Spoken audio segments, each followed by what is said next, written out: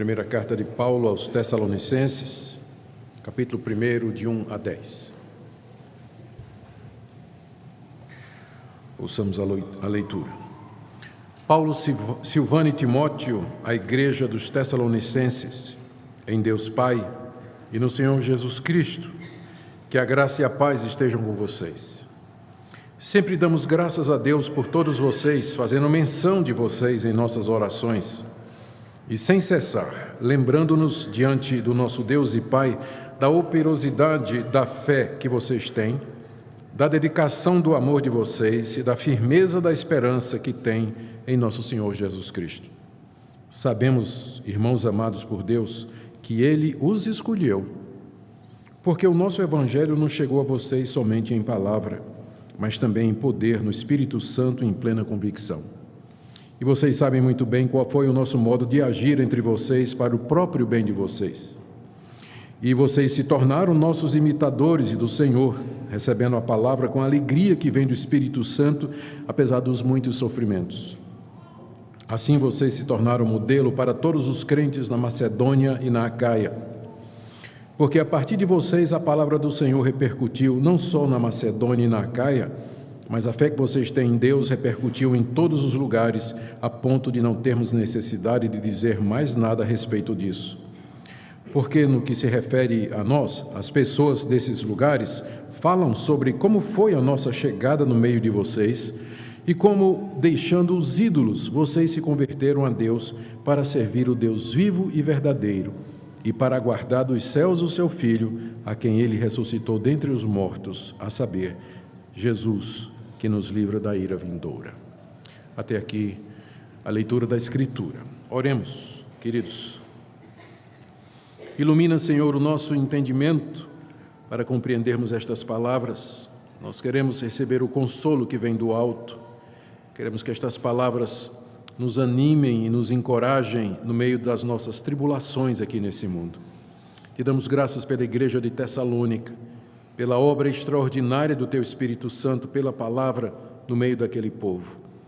Te damos graças porque Paulo escreveu essa carta para eles e porque ela foi preservada, inspirada por Ti e chega até nós nessa noite como instrumento da Tua bênção em nosso coração. Pedimos, pois, que apliques os ensinos aqui revelados, ó Deus, ao coração do Teu povo nessa noite, em nome de Jesus. Amém. Queridos, uma necessidade constante que os cristãos têm é de serem confirmados e encorajados na fé em Jesus Cristo. Aqui nesse mundo nós enfrentamos constantes sofrimentos, passamos por grandes lutas. Alguns irmãos passam por perseguições severas, atrozes. Há muitas tentações de dentro e de fora. Por isso nós vacilamos, duvidamos, às vezes esmorecemos. Não é de admirar que um dos principais objetivos de todas as cartas do Novo Testamento é exatamente encorajar os cristãos, fortalecê-los, confirmá-los na fé e, de alguma forma, contribuir para que eles não desanimem no meio das dificuldades que nós temos aqui nesse mundo. Naturalmente, sem fugir à exceção, é exatamente esse o motivo principal pelo qual Paulo escreveu essa carta aos novos convertidos da cidade de Tessalônica.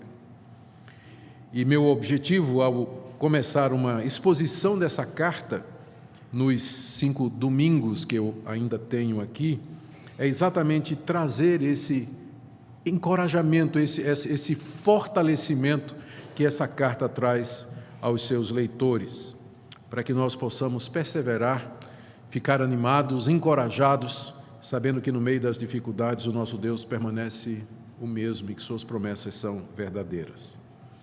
Eu queria começar então lembrando a vocês as circunstâncias em que essa igreja surgiu e também as circunstâncias em que Paulo escreveu essa carta.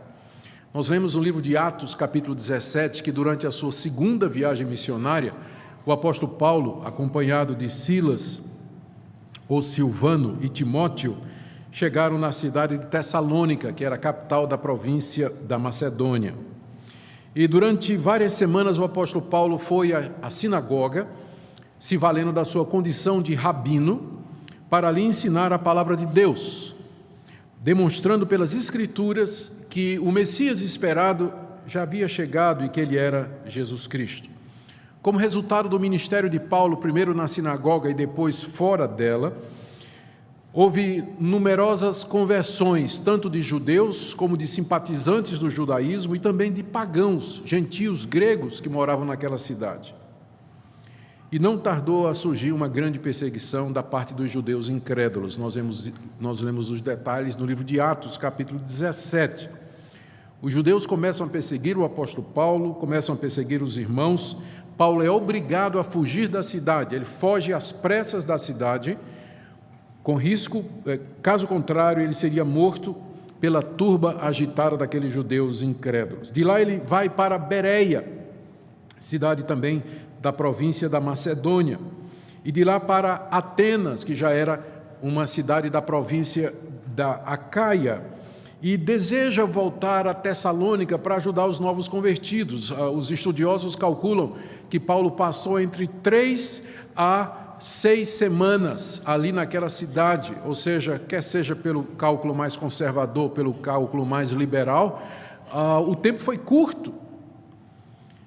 Paulo teve que abandonar o rebanho, por assim dizer. E agora ele ansiava voltar e ajudar aqueles irmãos que ele gerou em Cristo. Havia tão pouco tempo, mas foi impedido várias vezes de fazer isso.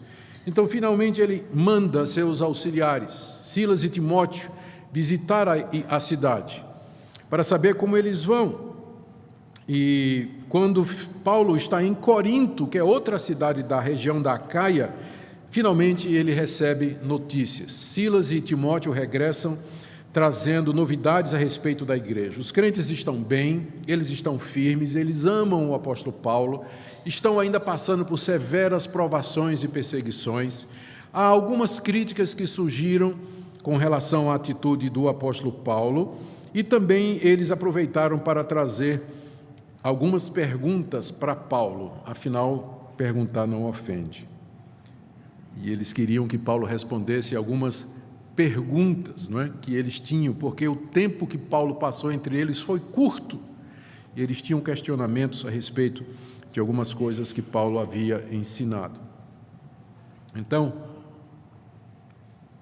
Paulo escreve essa carta com o objetivo de encorajar aqueles irmãos, manifestar sua alegria pelas boas notícias, responder aos questionamentos deles e aproveitar para continuar a instruí-los na palavra de Deus.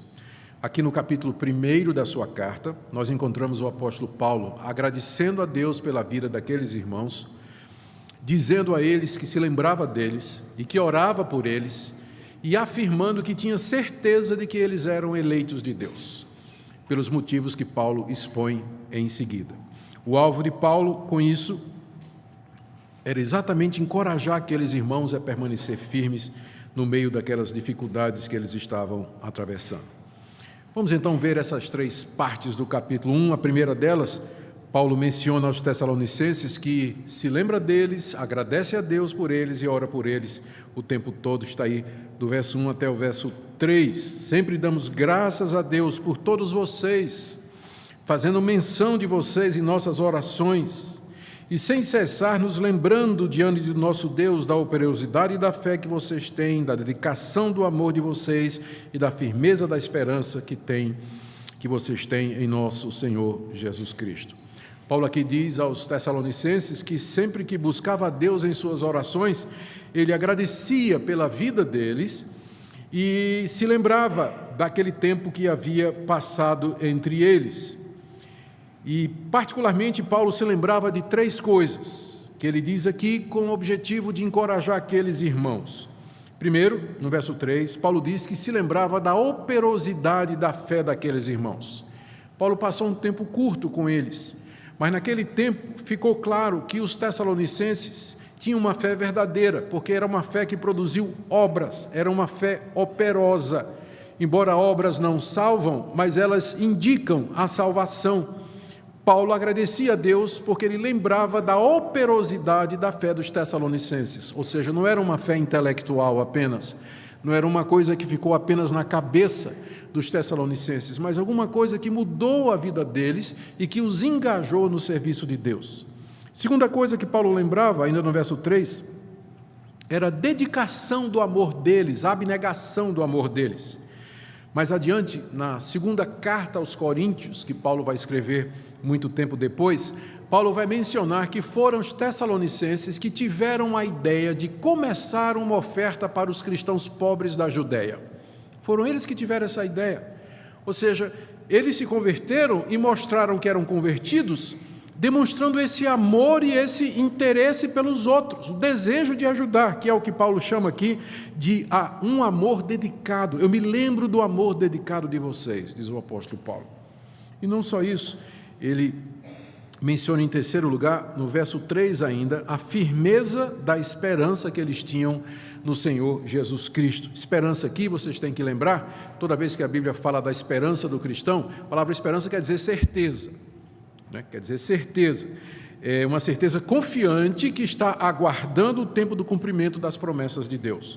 Paulo se lembrava que mesmo em meio às grandes perseguições, tribulações que aqueles cristãos estavam passando, eles continuavam firmes, não perderam a confiança naquilo que eles ouviram como sendo promessa de Deus, porque Paulo com certeza disse para eles: se vocês creem no Senhor Jesus Cristo, vocês são justificados dos seus pecados, vocês têm a vida eterna e vocês são herdeiros de Deus e herdeiros do novo céu e da nova terra que Deus está trazendo na vinda do seu Filho Jesus Cristo. E os tessalonicenses creram nisso, estavam firmes nisso. A esperança deles de participar da vida futura, do novo céu e da nova terra, era firme e não estava abalada, apesar das perseguições que eles estavam sofrendo da parte dos seus patrícios.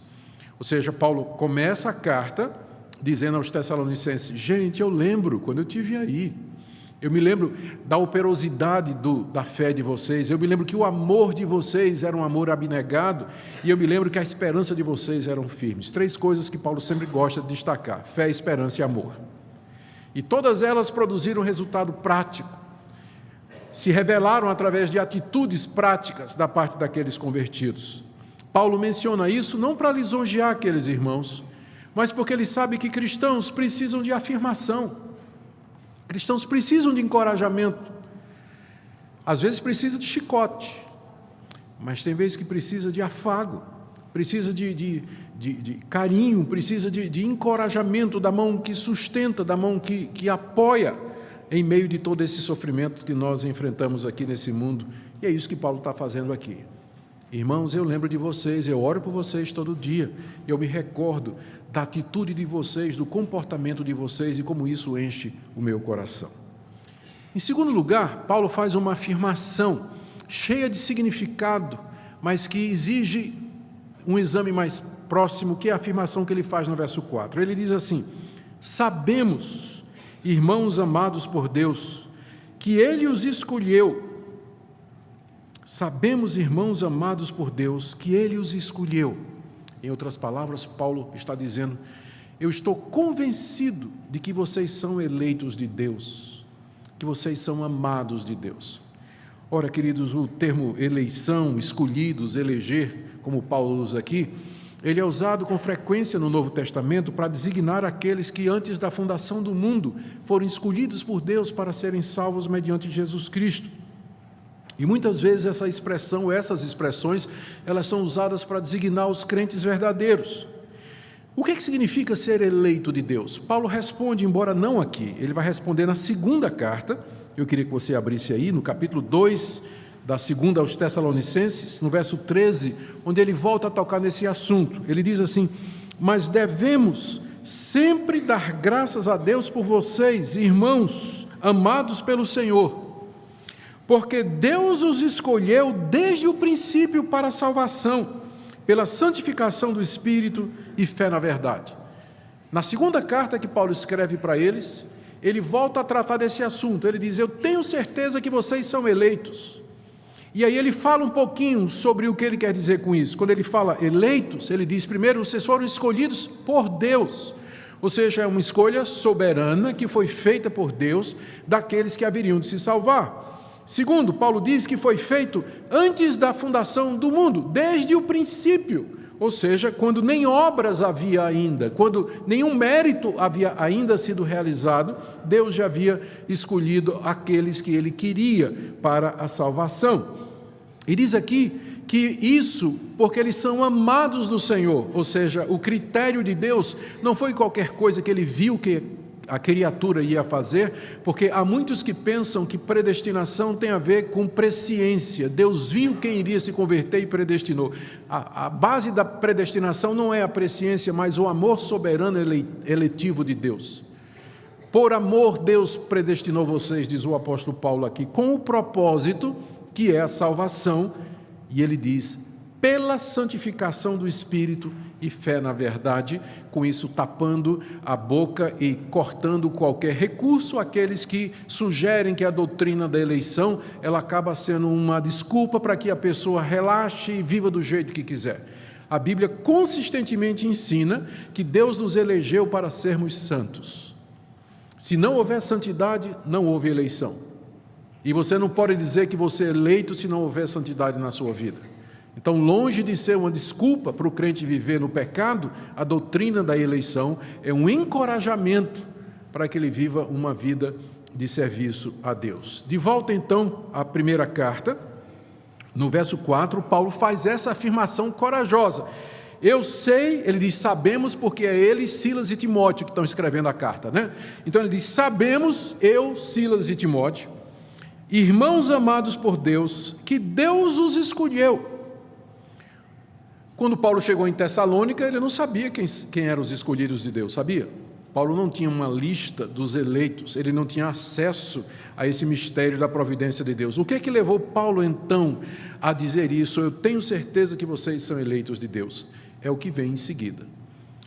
No que se segue, Paulo desenvolve 4 atitudes dos tessalonicenses que convenceram o apóstolo, 4 coisas que aconteceram em Tessalônica, que convenceram o apóstolo Paulo de que eles de fato eram eleitos de Deus, haviam sido escolhidos por Deus desde a fundação do mundo. Vamos ver estas atitudes, a começar do verso 5. Verso 4, sabemos, irmãos amados por Deus, que Ele os escolheu, porque... Primeiro, o nosso evangelho não chegou a vocês somente em palavra, mas também em poder, no Espírito Santo e em plena convicção, e vocês sabem muito bem qual foi o nosso modo de agir entre vocês para o próprio bem de vocês. A primeira coisa que aconteceu em Tessalônica, quando Paulo esteve lá pregando o evangelho, e que o convenceu de que os tessalonicenses, aqueles que creram em Cristo e entraram na igreja, eles de fato eram escolhidos, foi a maneira como a palavra de Deus chegou até aquele lugar. Ele diz aqui, primeiro, o nosso evangelho não chegou a vocês somente em palavras. Claro que com palavras, né? Mas não somente em palavras, mas claro que com palavras. No livro de Atos, capítulo 17, nós lemos como foi que Paulo pregou. Diz lá que ele chegou na sinagoga, primeiro ele começou a discutir com os judeus, em seguida, ele arrazoava com os judeus, demonstrando pelas Escrituras que Jesus era o Cristo. Essas palavras que estão lá em Atos, capítulo 17, elas são muito significativas, se você quiser depois acompanhar. Diz lá no verso 3 que Paulo expunha a palavra de Deus. A palavra expor, no grego, significa você abrir o conteúdo de alguma coisa e expor aquele conteúdo. Por exemplo, você pega um piqui, né? Você corta, né, o piqui, ou abre o piqui, ele vai expor aqueles espinhos que estão lá dentro, né? Aquela coisa horrorosa, aquele perigo, né, que você tem lá dentro. Então, ou pega outra fruta mais agradável, né? Por exemplo, uma pinha, por exemplo, ou qualquer outra coisa. Então, a ideia é você abrir alguma coisa e expor o seu conteúdo. Essa é a palavra que Lucas usa lá em Atos 17 para dizer o que Paulo fazia na sinagoga. Ele abria a palavra de Deus para mostrar aos judeus o conteúdo, qual o significado dessa palavra. O outro verbo que Lucas usa para descrever a pregação de Paulo, está em Atos 17, verso 3, é que ele demonstrava pelas Escrituras que Jesus era o Cristo. A palavra demonstrar em grego significa literalmente colocar uma coisa ao lado da outra. E o significado é simples. Paulo chegava e dizia, está vendo aqui, ó, o Antigo Testamento. Está aqui a figura do Messias. O Antigo Testamento dizia que o Messias ia fazer isso, que ia sofrer, que ia morrer e tudo. E aqui, vou colocar de lado, a vida de Jesus Cristo. Sofreu, morreu, ressuscitou dos mortos. Compare um ao lado do outro e você vai ver que Jesus é o Messias. Ou seja, Paulo demonstrava pelas Escrituras que Jesus de Nazaré era aquele que havia sido prometido por Deus.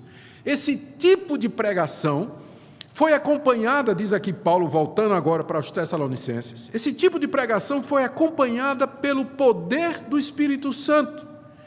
O Espírito Santo usou essa palavra e convenceu não só os judeus, lá na sinagoga onde Paulo demonstrava isso, mas também mulheres e homens piedosos que viviam em torno da sinagoga e também os pagãos e os gentios daquela cidade. Um grande avivamento espiritual começou. Por isso, Paulo estava convencido de que os tessalonicenses eram eleitos, porque onde há eleitos, a palavra de Deus vem com poder e autoridade. Quando não tem, entra aqui, sai aqui. É um mero discurso religioso. Você parece que está discursando para estátuas, você está discursando para pessoas mortas, você está pregando e você não vê nenhum efeito, não vê nenhuma reação. Já me aconteceu muito chegar em alguns lugares, em algumas audiências e pregar, né? E em outros lugares a gente vê a alegria, vê o desejo, a vontade, a gente percebe que a palavra veio com poder e mexeu os corações, as pessoas foram persuadidas ou pelo menos tiveram o interesse despertado para conhecer mais a palavra de Deus. Paulo então media, ele podia dizer, eu sei que vocês são eleitos porque quando eu preguei aí, expus a palavra de Deus aí, essa exposição foi acompanhada pelo poder de Deus. Isso produziu muita convicção. Final do verso 5, né? A palavra de Deus chegou no poder, no Espírito Santo, em plena convicção. Essa convicção, Paulo pode estar dizendo, nem sempre a gente consegue entender o que Paulo está dizendo, ele pode estar dizendo que ele falou com muita convicção, ou ele pode estar dizendo que essa pregação acompanhada pelo Espírito Santo gerou convicção no coração dos tessalonicenses, que é a interpretação mais provável. E era isso que convencia Paulo de que eles eram eleitos. Porque depois de ouvirem a exposição da palavra de Deus no poder do Espírito Santo, eles foram convencidos, eles estavam convictos de que o que eles ouviram era a palavra de Deus. Veja aí no capítulo 2, no verso 13, nós veremos esse capítulo no próximo domingo, mas eu já vou adiantar. Ele diz assim, temos mais uma razão para incessantemente dar graças a Deus, é que ao receberem a palavra que de nós ouviram, que é de Deus, vocês, tessalonicenses, acolheram não como palavra humana, e sim como em verdade é a palavra de Deus, a qual está atuando eficazmente em vocês, os que creem. Aqui nessa mesma carta, Paulo vai dizer, nessa passagem para eles, eu dou graças a Deus porque vocês receberam a palavra que eu preguei aí, não como palavra de homem, mas como de fato ela é a palavra de Deus. Gerou convicção no coração deles. Por que Paulo pode dizer, eu sei que vocês são eleitos? Primeiro, porque a pregação e o ministério da palavra no meio deles foi frutífero. Produziu convicção, veio com autoridade, veio com poder. Segunda razão que Paulo acrescenta para aquela declaração, eu sei que vocês são eleitos, está aí no verso 6, quando ele diz assim, e vocês se tornaram, depois que ouviram aquela palavra, ele está ainda desenvolvendo, eu sei que vocês são eleitos, vocês ouviram a palavra, e verso 6, se tornaram nossos imitadores e do Senhor, recebendo a palavra com a alegria que vem do Espírito Santo, apesar dos muitos sofrimentos. Vocês se tornaram nossos imitadores, diz o apóstolo Paulo. Quando ele diz nossos, é meu, de Silas e de Timóteo, não é? Que eram os 3 missionários que foram até Tessalônica. Vocês se tornaram nossos imitadores. A palavra imitador nos nossos dias tem um sentido pejorativo, não é? Imitador é alguém que não tem criatividade, é alguém que não tem não tem iniciativa. Mas a palavra imitador no Novo Testamento é sempre usada no sentido positivo, como imitador é alguém que tem um referencial bom, um referencial bíblico correto e que segue aquele referencial. Quando Paulo diz, vocês se tornaram nossos imitadores, Não está fazendo nenhuma sugestão assim, vocês não têm criatividade, ou vocês não têm iniciativa, e vocês estão seguindo a gente. Não. Ele está simplesmente dizendo, nós somos enviados de Cristo, nós pregamos a palavra de Deus, somos aqueles que fomos mandados por Deus para dizer toda a verdade, vocês creram nessa palavra, e vocês nos tomaram como modelo, porque ao seguir-nos, ao nos usar como modelo, vocês na verdade estão fazendo de Cristo o modelo de vocês. Particularmente, Paulo está se referindo a uma coisa em que os tessalonicenses estavam imitando. É que eles receberam a palavra de Deus com muita alegria, na verdade. Paulo diz aqui, vocês receberam a palavra de Deus com a alegria do Espírito Santo no meio de muitos sofrimentos. É nesse sentido que vocês se tornaram nossos imitadores.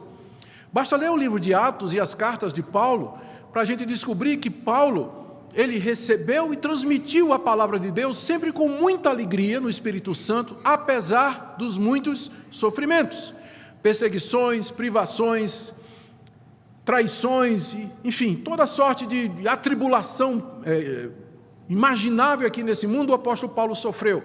Mas isso não impediu de que ele transmitisse a palavra, recebesse a palavra e transmitisse a palavra com alegria. E foi a mesma coisa na vida do nosso Senhor Jesus Cristo, Filho de Deus, que recebeu do Pai palavras de vida para nos dar. Ele foi perseguido, rejeitado, traído, torturado, preso. Mesmo assim, ele tinha o gozo, a alegria de ser o verbo de Deus, trazer a palavra de Deus, a palavra que salva para o seu povo. E nesse sentido, os tessalonicenses eram imitadores de Cristo e de Paulo, porque eles também receberam o Evangelho com muita alegria no meio de muito sofrimento. Aqui está, então, a segunda razão pela qual Paulo disse, eu tenho certeza que vocês são salvos, eu tenho certeza que vocês são eleitos. Primeira razão, porque vocês receberam a palavra de Deus. Segunda razão, porque vocês receberam esta palavra com muita alegria, mesmo no meio de tantas perseguições, e assim vocês se tornaram os nossos imitadores. E quem se torna imitador, acaba se tornando modelo, que é o que ele diz nos versos 7 e no verso 8. Assim, vocês se tornaram modelos para todos os crentes na Macedônia e na Acaia, porque a partir de vocês a palavra do Senhor repercutiu não só na Macedônia e na Acaia, mas a fé que vocês têm em Deus repercutiu em todos os lugares, a ponto de não termos mais necessidade de dizer nada a respeito disso. A terceira coisa que aconteceu e que convenceu o apóstolo Paulo de que os tessalonicenses eram eleitos é o fato de que a experiência deles foi usada por Deus para repercutir o Evangelho na região da Macedônia e da Acaia. Não significa necessariamente que eles tinham mandado missionários, porque a igreja era muito nova. Paulo não está falando aqui do trabalho missionário, mas está dizendo que a experiência deles, a conversão deles, a mudança que foi operada no meio deles, em tão pouco tempo e com tanta intensidade, com tanto poder, com tanta clareza, aquilo repercutiu ali na região da Macedônia e além, foi até para a Acaia e outros lugares. E nos lugares onde Paulo passava, chegava a notícia do que tinha acontecido em Tessalônica. E então, os crentes de Tessalônica, que primeiro se tornaram imitadores do modelo de Paulo, agora eles eram modelo para outras igrejas. Era um modelo de conversão, de fidelidade no meio das perseguições, de esperança no meio do sofrimento, de operosidade do amor, de abnegação no trabalho que fazia. De fato, era uma igreja que se tornou paradigma, ela se tornou um exemplo para as demais igrejas. Mais adiante, quando Paulo está levantando a coleta para os pobres de Jerusalém, ele diz à igreja de Corinto, vocês têm que fazer como a igreja de Tessalônica, porque apesar de serem pobres, de estarem passando por perseguições, sofrendo de profunda pobreza, eles deram além dos seus recursos, deram mais do que podiam. Tinha virado mito já a igreja de Tessalônica, uma lenda já no meio dos cristãos daquela época. Deus estava usando o que aconteceu lá para espalhar a palavra de Deus. Paulo diz, eu não preciso nem falar mais nada, porque quando eu chego, todo mundo já sabe o que aconteceu em Tessalônica. Isso levava Paulo a concluir que o que aconteceu em Tessalônica foi uma obra genuína de Deus, foi algo do Espírito Santo de Deus, e Deus só faz isso onde tem eleitos, Onde não tem eleitos, pode ter pregação, pode ter culto, pode ter palavra, pode ter campanha da vitória, pode ter campanha de libertação, pode ter campanha disso, campanha daquilo outro. Mas é só onde há eleitos que a palavra de Deus vem com poder salvador e transformador. Por isso Paulo estava convencido. Mas tem uma quarta coisa que convencia Paulo da eleição dos Tessalonicenses, está aí no versos 9 e 10. Ele diz: porque no que se refere a nós, verso 9, as pessoas desses lugares falam sobre como foi a nossa chegada no meio de vocês e como, deixando os ídolos, vocês se converteram a Deus para servir o Deus vivo e verdadeiro e para aguardar dos céus o seu Filho, a quem Ele ressuscitou dentre os mortos, a saber, Jesus, que nos livra da ira vindoura. Paulo aqui, em último lugar, menciona a conversão radical dos Tessalonicenses como evidência de que eles eram eleitos de Deus. Paulo diz aqui que aquele testemunho dos Tessalonicenses impressionava as pessoas, particularmente a conversão que havia acontecido com eles. Converter-se significa mudar de maneira radical a direção da sua vida. Você está indo nessa direção, você faz um retorno e volta na direção contrária. É isso que a palavra converter no original grego significa. E essa conversão, ela requer, primeiro, reconhecimento do erro, do presente caminho, arrependimento, abandono dos caminhos antigos e uma mudança no curso da vida. No caso aqui, Paulo viu duas coisas que mostravam que a conversão dos Tessalonicenses era real e que, portanto, eles eram eleitos de Deus. Primeiro, no verso 9, ele diz ainda: eles falam como vocês deixaram os ídolos e se converteram a Deus para servir o Deus vivo e verdadeiro. Antes que Paulo chegasse em Tessalônica pregando o Evangelho, os moradores de Tessalônica eram membros das religiões populares que abundavam na Grécia daquela época. Havia as religiões de mistério, que eram religiões que traziam deuses da Frígia e que exigiam rituais secretos e desconhecidos através dos quais os iniciados mantinham comunhão e união com esses deuses. Havia a religião tradicional dos gregos, que era descrita nos escritos de Homero, o poeta cego, a Ilíada e a Odisseia, onde se fala de Zeus, Netuno, Plutão, Afrodite, Marte, todos aqueles deuses que Hollywood pegou a franquia e fez filmes a respeito, não é? Então era a religião oficial da Grécia, era a religião tradicional dos gregos, o Monte Olimpo, onde estavam todos os deuses. E havia a religião oficial do Império Romano, que era o culto ao imperador. Em cada uma das cidades provinciais, capital, havia um templo erigido em memória do imperador, cujo título era Augustus, que significa divino, né? Augustus César, Tibério Augustus e por aí vai. Então, eles, não sei como é que alguém põe o nome desse num filho, mas tudo bem. Mas aconteceu isso aí, não é? Então, ao chegar a palavra de Deus em Tessalônica, acompanhada pelo poder do Espírito Santo, esses pagãos largaram os ídolos, largaram a idolatria. Eles viram que aqueles ídolos eram resultado da imaginação humana. E Paulo diz aqui que eles se voltaram para o Deus vivo, em contraste com aqueles deuses mortos, que eram estátuas feitas de pedra, pau, bronze, ouro, metais preciosos, não eram nada. Eles se converteram, abandonaram a antiga religião pagã e creram em Jesus Cristo, o Filho do Deus vivo. Então isso é conversão, quando uma pessoa larga os seus deuses, quando ela abandona a sua idolatria e ela se volta, dá um retorno para servir completamente ao Deus vivo. Paulo viu isso acontecer e é por isso que ele diz: eu sei que vocês são eleitos. Por que eu sei que vocês são eleitos? Porque houve conversão na vida de vocês. Porque vocês largaram o pecado, vocês largaram aquela religião falsa, vocês mudaram de vida, abandonaram o erro, compreenderam a verdade e resolveram seguir a verdade. Mas tinha também uma outra coisa que convencia Paulo daquela conversão, de que essa conversão era verdadeira e que, portanto, era sinal da eleição. Está no verso 10. Final do verso 9, ele disse assim: vocês se converteram a Deus para servir o Deus vivo e verdadeiro e para aguardar dos céus o seu Filho, a quem Ele ressuscitou dentre os mortos, a saber, Jesus, que nos livra da ira vindoura. A esperança escatológica da vinda de Cristo no último dia era um sinal para o apóstolo Paulo de que eles eram verdadeiramente eleitos.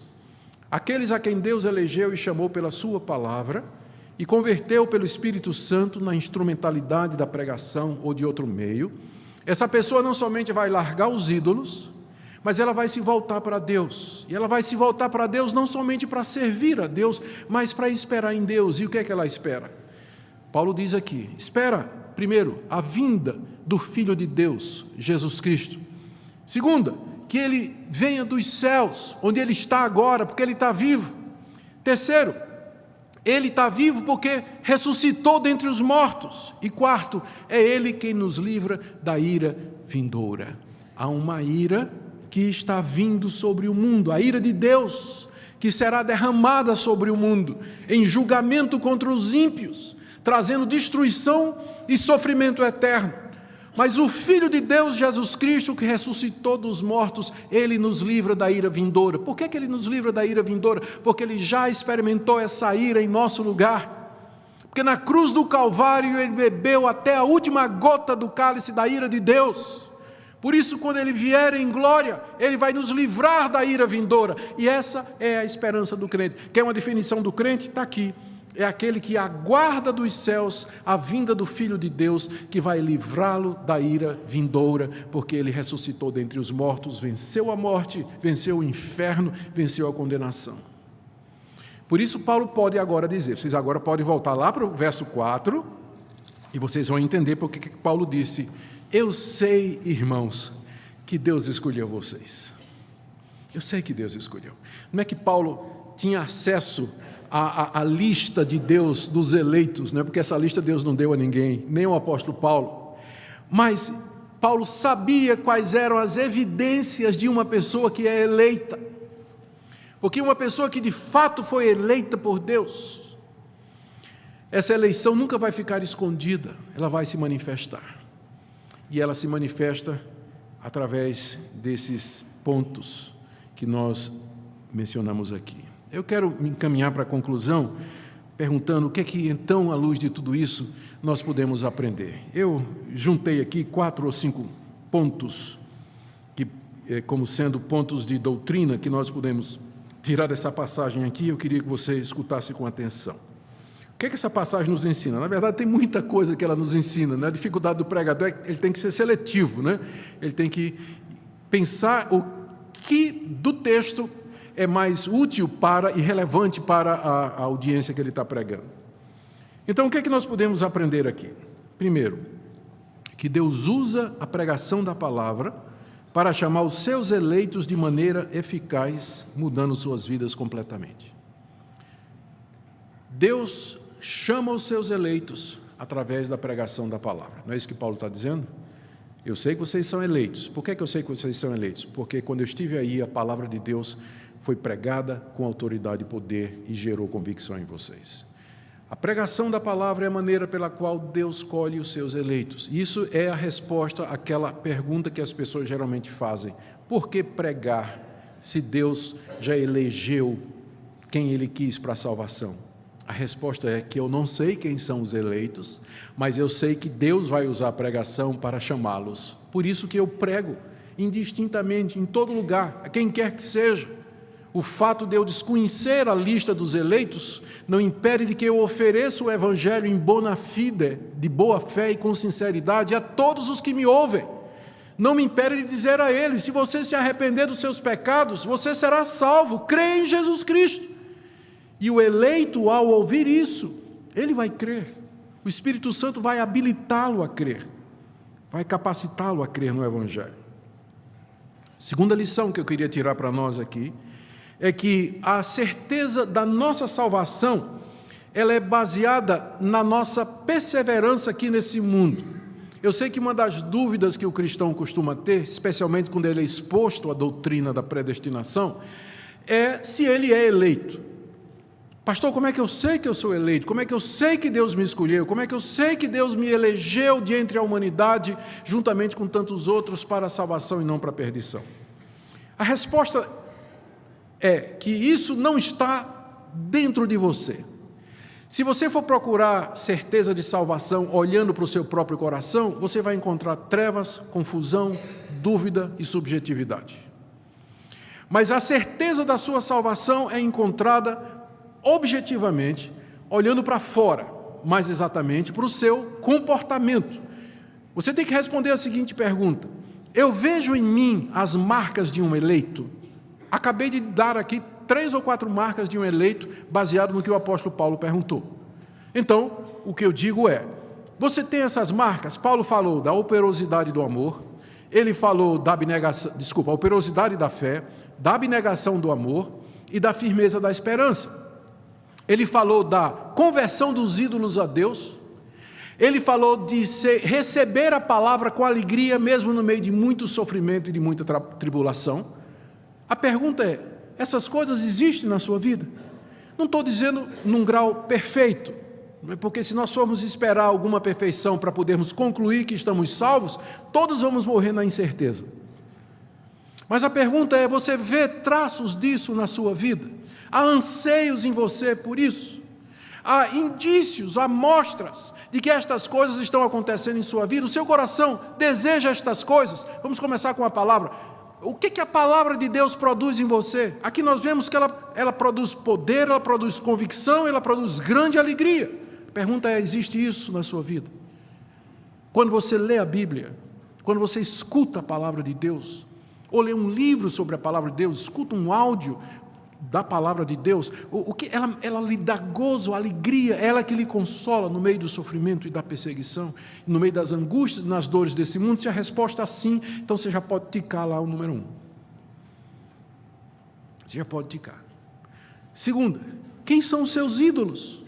Quem são os seus referenciais? Quem são os seus modelos? Jogador de futebol? Artista de televisão? Filósofos? Intelectuais desse mundo? Quem são as pessoas que fazem a sua cabeça? Quem são os seus referenciais? Os referenciais de uma pessoa, para mim, diz tudo. Macaco velho, né? Professor Macaco velho, já orientei dezenas e dezenas de dissertações de mestrado e doutorado. Primeira coisa, quando o aluno me entrega o trabalho pronto, sabe onde é que eu vou? Bibliografia. Primeira coisa, vou nem olhar o índice. Primeira coisa, eu vou para a bibliografia. Quais são as fontes dele? Quem ele leu? Em quem ele se inspirou? Quem é o referencial dele? Porque isso diz tudo. Eu já sei o que eu vou esperar no trabalho a partir do referencial, da bibliografia que representa o referencial teórico do aluno. Então a minha pergunta para você nessa noite é, quem é que faz sua cabeça? Quem é que está na sua bibliografia? Eu já quase que ia perguntar, né? Quem é que está no seu podcast, no seu playlist? Né? Quase que eu ia perguntar, mas eu tenho medo de alguém dizer, sertanejo. Não quero expor ninguém à vergonha, né? Então,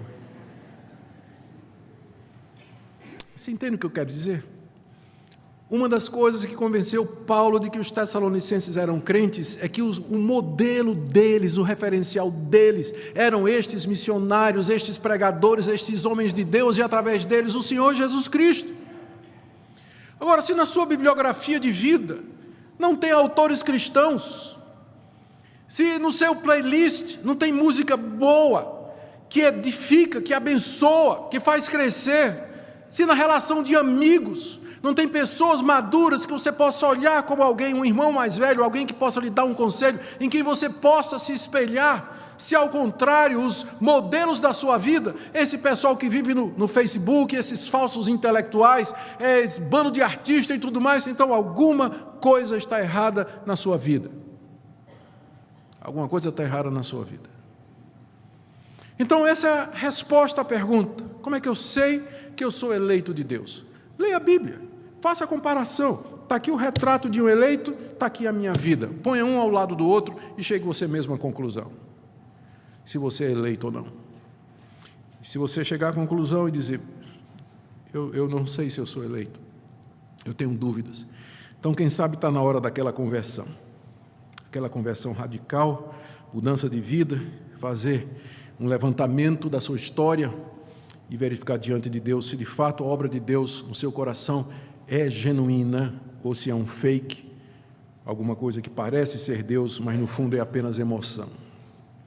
Outro ponto de doutrina que eu queria trazer aqui para nós é que é essa certeza da nossa eleição que nos faz perseverar aqui nesse mundo. O que me faz perseverar aqui nesse mundo é essa convicção de que Deus me elegeu, que Deus me amou e que Ele mandou seu Filho morrer por mim. Mas, paradoxalmente, o fato de que Deus me elegeu e me predestinou para ser dele não significa que eu não preciso de encorajamento. Vocês percebem a tensão que há no texto aqui? Paulo diz, vocês são eleitos. Isso deveria encerrar o assunto. Vocês são eleitos de Deus. Pronto, se são eleitos, Deus vai terminar o que Ele começou. Nada vai separar vocês do amor de Deus. Mas Paulo diz, vocês são eleitos? E em seguida ele continua, né? Quero encorajar vocês, olha, eu sei que vocês estão no caminho certo, persevera. Vocês estão dando exemplo. Ou seja, as duas coisas andam juntas. O fato de que eu sei que sou eleito não quer dizer que eu não preciso que alguém chegue para mim e diga assim, pastor, eu estou vendo que o senhor está precisando de encorajamento. Eu estou vendo que o senhor está desanimado, pastor. Não desanima, não. Lembra das promessas de Deus. Lembra das promessas de Deus. O fato que eu tenho essa convicção não significa que Deus não use pessoas e meios para firmar essa convicção em mim nos dias mais difíceis da nossa vida, que todos nós temos. Dias de trevas, dias de confusão, dias de dúvida. É tão bom quando alguém chega para nós e traz uma palavra de conforto, como Paulo está fazendo aqui, não é? Lembra como ele começou? Gente, eu oro por vocês todo dia. Eu me lembro quando eu estive aí, vocês foram uma bênção, né? Imagina os Tessalonicenses dizendo, gente, vamos emoldurar isso aqui. É de Paulo, né? Paulo, olha, vamos emoldurar isso aqui. Diploma de eleito, está lá, assinado apóstolo Paulo. Ele está fazendo isso, está encorajando a igreja. Ele diz que são eleitos, mas os encoraja com isso. E eu termino então, queridos, com algumas aplicações. Primeiro, aqueles que estão aqui nessa noite e que querem um avivamento espiritual genuíno. Eu me incluo entre eles. Sempre orei por o avivamento, sempre quis o avivamento espiritual. Durante muitos anos, eu confundi avivamento com outra coisa. Hoje eu sei que avivamento é isso aqui. Avivamento é quando a palavra de Deus é recebida com poder e ela muda vidas e transforma vidas de maneira radical. Aqui você nota que Paulo não menciona nada extraordinário aqui. Se você ler o relato de Atos 17, que é o relato do tempo que Paulo passou lá em Tessalônica, não menciona nenhum milagre de Paulo. Teve nada extraordinário. Tudo parece totalmente normal. Pregação, conversão, mudança de vida. Parece corriqueiro. Mas às vezes as pessoas associam avivamento com grandes manifestações sobrenaturais. Não necessariamente. Estou dizendo que Deus não possa fazer. Mas isso é avivamento, quando a palavra de Deus vem com poder e ela é recebida com convicção, ela muda vidas. Esse é o avivamento que nós queremos, o resto é só ilusão. Talvez você esteja confuso nessa noite com o ministério de homens que dizem ser enviados de Deus, mas que ensinam outro evangelho. A pergunta é, que tipo de frutos a pregação desses homens produz? Que tipo de povo o ministério deles resulta? Jesus disse que nós conheceríamos os falsos profetas pelos frutos que eles produzem. O ministério de Paulo produziu esse tipo de fruto.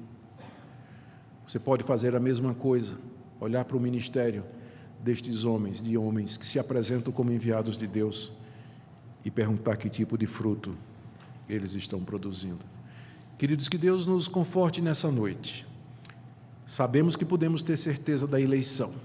Sabemos de que forma essa certeza pode nos chegar. Resta que você nessa noite diga a Deus, Deus, eu quero que o Senhor me assegure, eu quero que o Senhor me conforte, quero que o Senhor me fortaleça, para que no meio das minhas tribulações e no meio das minhas angústias, eu possa ficar firme em Ti, firme na esperança daquilo que o Senhor prometeu. É assim que Deus fortifica a sua igreja. Oremos. Graças, ó Pai, pela Tua palavra, pelo Espírito Santo, graças pelos primeiros missionários, apóstolos que ensinaram a Tua palavra, por aqueles que nos transmitiram essa palavra por escrito e a explicaram para nós, os pastores e mestres. Nós Te agradecemos por isso. E eu Te peço, Senhor, que nessa noite teu povo seja encorajado a buscar a plena certeza da sua eleição, para que se sinta confortado no meio desse vale de lágrimas em que nós vivemos. Dá-nos a tua graça e fortalece-nos sempre no nosso Senhor e Salvador Jesus Cristo, por quem essa convicção nos vem. Amém.